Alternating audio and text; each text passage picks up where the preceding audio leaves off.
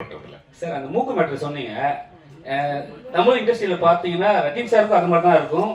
நம்ம நீங்க சொன்னீங்க தெரியல, அவங்களுக்கும் இவருக்கும் ஏன் வந்து நாசர் சார் சொன்னீங்க, ரஜினி சாருக்கும் அப்படிதான் இருக்கும், உங்களுக்கும் அப்படிதான் இருக்கு மூக்கு மேட்ரு.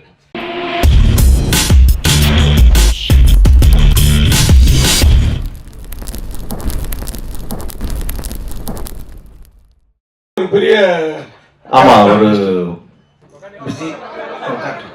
பிஸி ஆர்டிஸ்ட் ஆயிட்டான். தெரியல ஆக்சுவலி இந்த படம் தான் ஆரம்பிச்சா, அதுக்கப்புறம் பெருசுல வந்துட்டு ரெண்டு பேரும் பயங்கர ஈக்குவலா. இப்போ அவன் தான் டெய்லி வந்து இனோவா வரும், கன்ஃபியூஸ் ஆகுது. இப்போ முந்தி கன்ஃபியூஸ் ஆகிட்டு இருந்துச்சு, இப்போ கன்ஃபார்மா அவனுக்கு தான் வருது இனோவா. அவன் தான் பிஸி ஆர்டிஸ்ட். நான் எதுவும் ரெக்கமெண்ட் பண்றது இல்லை சார், அவங்களா தான் கேட்குறாங்க அண்ணனை கொஞ்சம் கேளுங்க அப்படின்ட்டு. நான் தான் கொஞ்சம் இந்த ரெமெண்டேஷன் சைட்ல எல்லாம் கொஞ்சம் கம்மி பண்ணி பேசிட்டு இருக்கேன் அவன் கூட. அது மாதிரி ஜான் விஜய் சார் சொன்ன மாதிரி நீங்க ஜான் விஜய் சார்லாம் இருந்தாங்கன்னா இந்த உருவாக்கையில கீழே போட்டு பசங்களை பார்க்க சொல்றது டபுள் மீனிங் இதெல்லாம் இல்லைன்னா எங்களை மாதிரி ரசிகர்களுக்கு ஏமாற்றம் ஆயிடாது. அது இல்லையே, நான் அந்த மாதிரி எதுவும் பண்ணதில்லை. சரி சார், நெக்ஸ்ட் இதுக்காக அடுத்து சரி இப்போ ஏதாவது ஒன்று சொல்லுங்க. அந்த ஒரு ரூபாய் காயின் இல்லை, இப்போ யாருமே ஒரு ரூபாய் காயின்லாம் யூஸ் பண்ணுறது இல்லைண்ணே, எல்லாம் ஜிபே, அதனால பிரச்சனை கிடையாது எங்களுக்கு. சார் டைரக்டர் சார், நீங்க கே ராஜேஸ்வர் அவர் அவ்வளோ பெரிய டைரக்டர், அமரன் ஒரு படம் போதும் சாருக்கு, ஆனால் பல படங்கள் பண்ணியிருக்காரு. ஆனால் உங்களுக்கு எதுக்கு ஒரு துணை, ஏன் சிங்கிளா பண்ணல? இல்ல சார், என்ன கான்செப்ட்? ஆமா ஆக்சுவலி இவர் என்னோட பெரியமா பையன் தான், என்னோட தம்பி தான் அவரு. நான் வந்துட்டு ஒரு 8 வருஷமா 10 வருஷமா அட்வர்டைஸ்மெண்ட்ஸ் பண்ணிருக்கேன். அந்த ஆடு காலத்துல இருந்தே ரெண்டு பேரும் ஒன்னா தான் பண்றோம். ஸோ அப்பத்துல இருந்தே நாங்க ஒன்னா அப்படியே இது பண்ணதுனால தான். ஆமா, விட்டு கொடுக்க கூடாது. Correct sir. ஆமா, மேபி ஒரு நாளைக்கு வேணா நான் வேணா தனியா பண்ணலாம், அவர் தனியா பண்ணலாம், பட் இப்போதைக்கு ஒன்னா தான் பயணிக்கிறோம். ஜான் விஜய் சார், நீங்க வரும்போதே கண்டென்ட் கொடுக்க போறேன் அப்படின்னு சொல்லிட்டு வந்தீங்க. இவ்வளவு பேர் மேடையில் இருக்கும்போது யார் நடிப்பையும் பாராட்டல, நீ ஹீரோ கூட மூக்கு அப்படி சொல்லிட்டீங்க.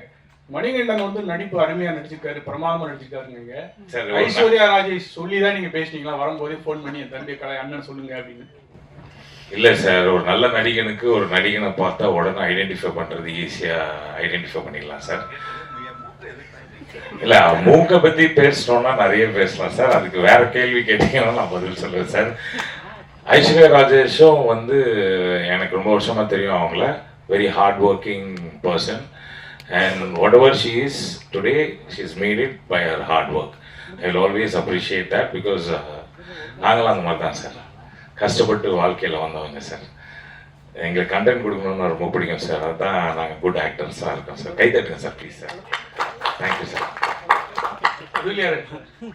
உங்கள்கிட்ட கேட்குறோம், ஒரு மூக்கு இதை பற்றி சொன்னனால ரொம்ப நாளாக உங்களை பற்றி ஒரு நெட்டில் இதெல்லாம் வருது. நீங்கள் வந்து பிளாஸ்டிக் சர்ஜரி பண்ணிட்டீங்க, ஒரு ஹாலிவுட் மாதிரி இது மாதிரி. அது உண்மையா பொய்யா?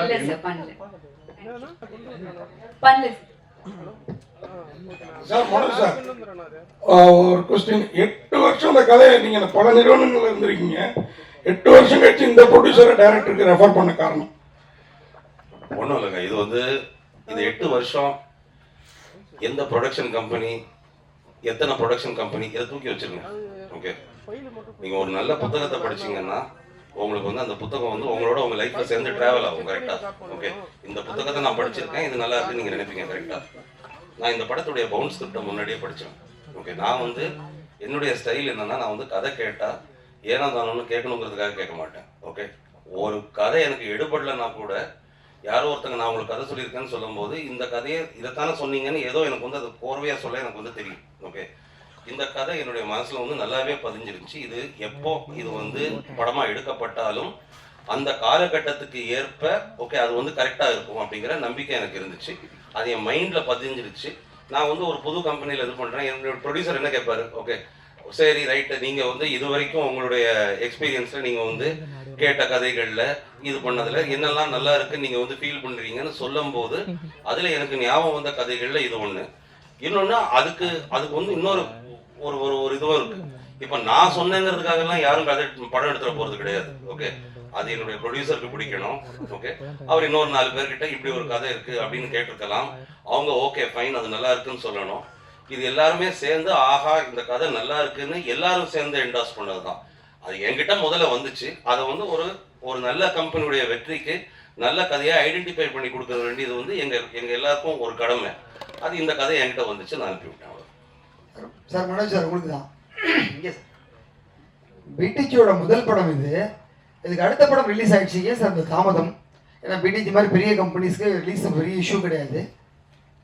எனக்கு கிளியராக புரியல சொல்லுங்க. இல்லை சார், பிடிஜியோட முதல் படம் இதுதான் ப்ராக்டிக்கலாக. அப்புறம் தான் ரெண்டாவது படம் தான் டிமாண்டி காலனி வந்தது. அது ரிலீஸில் ஃபஸ்ட்டு வந்துருச்சு. ஏன்னு தெரியல. நான் ரொம்ப சிம்பிளாக சொல்கிறேன். டிமாண்டி காலனி 2 வந்து ஓகே முன்கூட்டியே ஆரம்பிக்கப்பட்ட ஒரு படம். அது வேற ஒருத்தங்க ஆரம்பித்து அவங்க ப்ரொடியூஸ் பண்ணிக்கிட்டு இருந்த படம். அந்த படத்தை நாங்கள் வந்து டேக் ஓவர் பண்ணோம். ஓகே, அதுவும் ஹாஃப்வே த்ரூ அதை வந்து டேக் ஓவர் பண்ணோம். அதனால இந்த படம் வந்து ஆரம்ப கட்டத்தில் இருந்து நம்ம வந்து ஆஃபீஸ் போட்டு நம்ம ப்ரீ ப்ரொடக்ஷன் பண்ணி ஷூட் பண்ணி அதுக்கப்புறம் போஸ்ட் ப்ரொடக்ஷனுக்கு என்டர் பண்ணோம். அதனால இதோடைய டைம் ஃப்ரேமை பார்த்தீங்கன்னா இந்த டைம் ஃப்ரேம் கரெக்டு தான். ஓகே, நீங்கள் ஒருவேளை நினச்சிட்டு இருந்திருக்கலாம் இது டிமாண்டி அதுக்கப்புறம் ஆரம்பித்த படம்ட்டு. கிடையாது.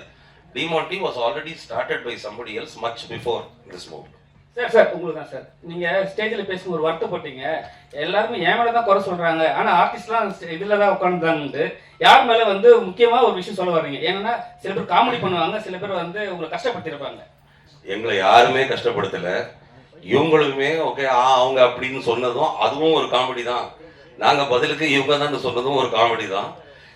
அதை நான் இன்னொன்று சொல்கிறேன். ஓகே, இதில் சார்ந்தவங்க எல்லாம் இங்கே வந்து உட்காந்துருக்கோம்ல, எங்களுக்குள்ள சீரியஸாக ஏதாவது நடக்கிறதுக்கு வாய்ப்பே கிடையாதுங்க. ஓகே, இவர்கிட்ட சீரியஸ் ஆக முடியாது, இவர் என்கிட்ட சீரியஸ் ஆக முடியாது. எல்லாருமே ரொம்ப க்ளோஸ் ஃப்ரெண்ட்ஸ். நாங்கள் வந்து என்ன பண்ணாலும் வேலைன்னு வரும்போது அது வேலையாக கரெக்டாக இருக்கும்.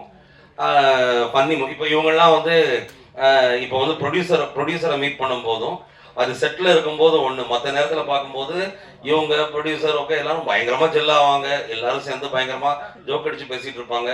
இந்த பட்டாளத்துடைய அட்வான்டேஜே அதுதான். ஓகே, ஒரு ஈகோ இல்லாத, யாரையும் குறை சொல்லாத ஒரு கூட்டம். அது கடைசி வரைக்கும் அப்படியே இருக்கும். ஜான் சார், இதுக்கு நான் ஒன்று சொல்லிடுறேன் பிரதர். என்னன்னா, இந்த ஹெட் மாஸ்டருக்கு கரெக்டாக தெரியும் நல்ல ஸ்டூடெண்ட் யாருன்னு. அவங்கள மட்டும் கூட வச்சு படம் எடுத்துருக்காரு. அதனால அவர் என்ன சொன்னாலும் நாங்கள் செஞ்சு தான் ஆகணும். வெளியில் போய் ஹெட் மாஸ்டரை பற்றி கோவமாக பேசுறது, இந்த பாத்ரூமில் எழுதி வைக்கிறதுலாம் நாங்கள் எழுதி வைப்போம். இருந்தாலும் அவர் சொல்கிறத கேட்டு நாங்கள் கரெக்டாக பண்ணதான் நாங்கள் வாழ்க்கையில் முன்னேற முடியும். நல்ல ப்ரொடியூசர், எங்களுக்கு ரொம்ப சந்தோஷம் அவரோட நாங்கள் ஒர்க் பண்ணுறதுல. சார், அந்த மூக்கு மேட்ரு சொன்னீங்க. தமிழ் இண்டஸ்ட்ரியில் பார்த்தீங்கன்னா ரஜினி சாருக்கும் அது மாதிரி தான் இருக்கும். நம்ம நீங்கள் சொன்னீங்க தெரியல, அவங்களுக்கும் இவருக்கும். ஏன் வந்து நாசர் சார் சொன்னீங்க, ரஜினி சாருக்கும் அப்படி தான் இருக்கும், உங்களுக்கும் அப்படி தான் இருக்கு மூக்கு மேட்ரு. எனக்கு இல்லைங்க, மூக்கு அவருக்குங்க. அவருக்கும் நான் சொல்றேன், உங்களுக்கு அப்படிதான் இருக்கு. இல்ல என் மூக்கு அவர் மூக்கு கம்பேர் பண்ணும்போது என் மூக்குலாம் யூஸே பண்ண முடியாது. நிறையவே ட்ரை பண்ணி பார்த்துருக்கேன். அவர்கிட்ட கேட்டு பாருங்க நடிப்புக்கு. டேரக்டர் சார்,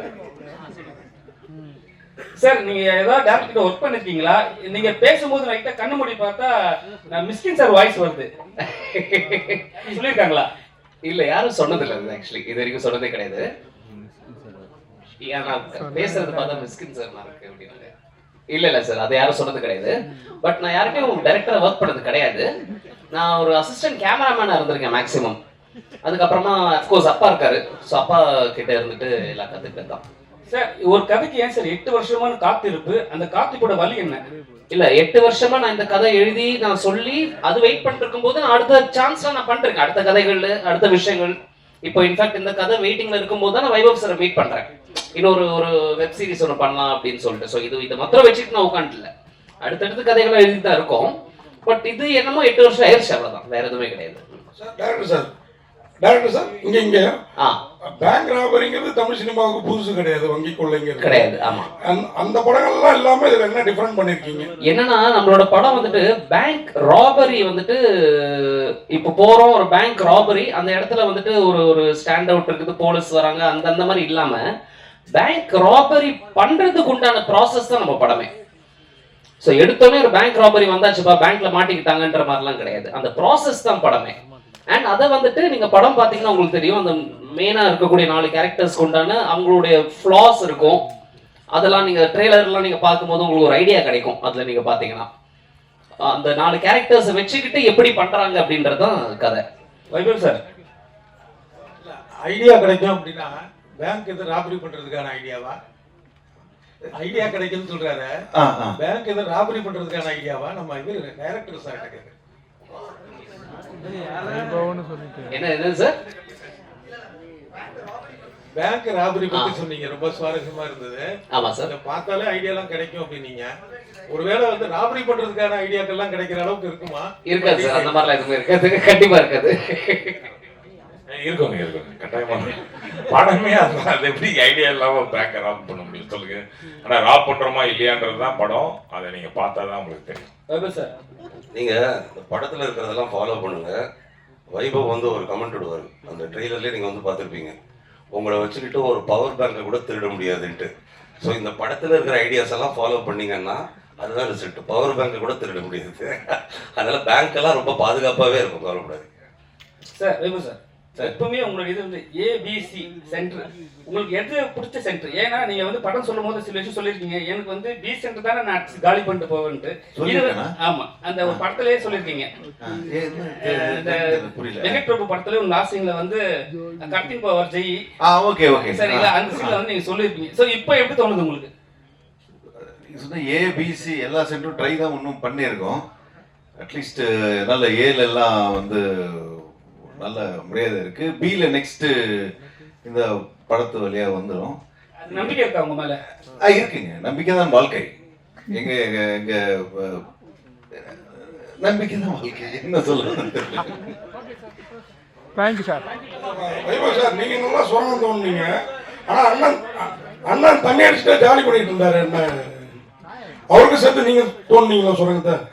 ஆமா, அவனுக்கு சேர்ந்து பண்ண. இந்த படத்துல பாத்தீங்கன்னா சென்னை சிட்டி கேங்ஸ்டர்ஸ்ல வந்து அவன் அப்படிதான் இருப்பான் லைட்டா எப்பயுமே. அவன் பேரு என்னது, குடிக்குமார் அப்படின்ட்டு நல்லா பண்ணியிருப்பான், நல்ல ஆக்டர் ஆயிட்டான். அதாவது பெருமையான விஷயம். ஜெனரலா அண்ணன் சினிமாவுக்கு வந்து அதுக்கப்புறம் தான் வந்து தம்பி வர்றது அந்த மாதிரி இருக்குல்ல. இப்போ தம்பி வந்து அண்ணன் வரான் சினிமாவுக்கு, அவன் டெய்லி ஷூட்டிங் போறான்னு நினைக்கும் போது எனக்கு ரொம்ப பெருமையா இருக்கு.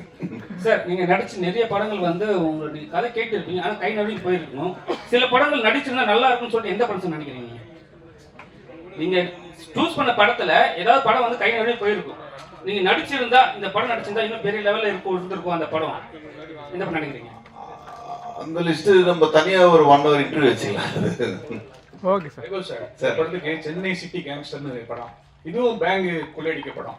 இதே மாதிரி கேங்கர்ஸ்னு படம் வந்தது, வடிவேல் நடிச்ச படம், அதுவும் இந்த மாதிரி கொள்ளையடிக்க படம். சுந்தர்சி படம். அந்த படம் பார்க்கும்போது என்ன நினைச்சீங்க? இல்ல, அது டோட்டலா வேற ஜானர். அது வந்து வில்லேஜ் அந்த சைட்ல இருக்கும். அவர் ஸ்டைல்ல வடிவேல் சார் அவரு கலக்கியிருப்பாங்க. இது எல்லாரும் சேர்ந்து ஒரு சிட்டியில ஒரு சின்ன ராபரின்றது டோட்டலா அது வேற, இது வேற வேற வேற ஜானர்ஸ். நல்ல ஃபன் ஃபில்லா இருக்கும் இந்த படம் Chennai city gangsters. Okay sir. Thank you so much. ரொம்ப நேரமா. Okay, thank you.